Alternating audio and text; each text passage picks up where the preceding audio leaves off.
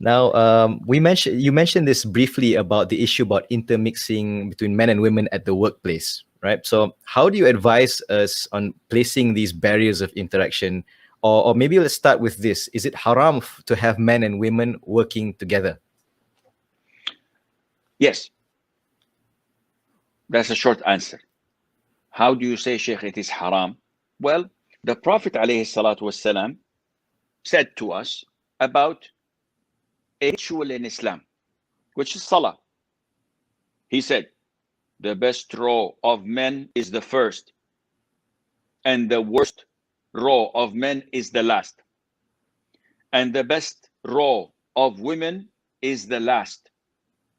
And the worst row of women is the first. What does this tell you? It tells you that the Prophet is promoting the segregation of women in Salat. So the best row is the first for men, and it's the last for women, just to be as far as possible from one another. Now, when a man sits with a woman, do you think that he will be respectful and chaste and doing everything in his position, in his power to stay away? Akhi, if I were to work with a woman, I would most likely trim my beard. I would most likely wear my best perfume before I go to work. I would be as gentle as possible, to the extent that my wife says, hey, where are you going? To work. And if I sit with a woman for 8 hours and she sits with me in the same office for 8 hours, she sits with me more than her father and brother and husband. And I sit with her more than all of that. And I see this. Everybody knows this. Maybe it's not the first week. Maybe it's not the first month. But after 6, 7 months of working together, there has to be some form of relationship. So Fatima, Sister Fatima, I don't call her Fatima because there has to be boundaries. Sister Fatima, I'm going to buy some lunch. Would you like some sandwiches? Oh, thank you, Brother Asim. Please, can I have a chicken sandwich? Would you like it spicy? Ha ha ha. Oh, yes, please. I love it when it's hot. What is this? Hey, wake up. Oh, Sheikh, we're just buying food. I'm just being cordial. This is what Shaitan does, bit by bit. Akhi, it happens even in da'wah places. I'm not referring to da'wah center. I'm talking about da'wah in general. Okay. In Malaysia, I was invited a few years ago by a da'wah organization to their conference. And alhamdulillah, after that, they've never invited me again. So I went. Okay. I went to the offices and I saw men and women working in this da'wah Islamic organization in offices together, no partition. So, subhanAllah, maybe it's the culture. And after 5 minutes, I started hearing laughing and joking between the bearded men and the hijabi women. I said, this is weird. Something is wrong. So I was asking, and they said, oh yeah, Sheikh, we had a couple of marriages here. After working together, they got married. Yeah, this is the halal.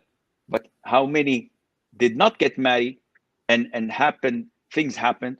So when I spoke to them, oh, jazakallah khair, Sheikh, yes, barakallah fiqh. After that, they've never invited me again. Alhamdulillah.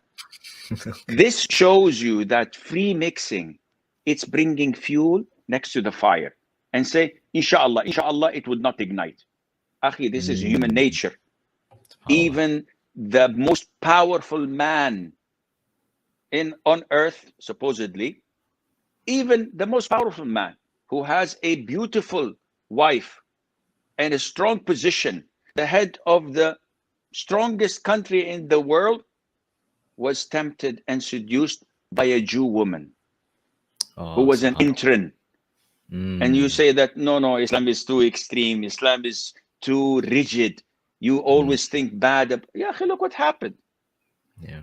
So this is why we say, no, try to eliminate it. Now, coming to the question, if the country you're working in is a kafir country, or it's a Muslim country, but there is no way to work in a segregated place.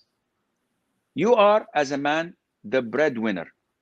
You can work with women with boundaries, such as zero chit-chatting, zero socializing, zero looking at them straight. Oh, Sheikh, they will think I am rude. Ya haram. You're afraid that they think you're rude. Why don't you kiss them on the cheek in the morning and before you leave? Just you need to be, wake up. What are you, crazy? Let them think you're rude rather than shaitan think that you're doing well. Wow, subhanAllah. So this is problematic, as it's in our nature to flirt.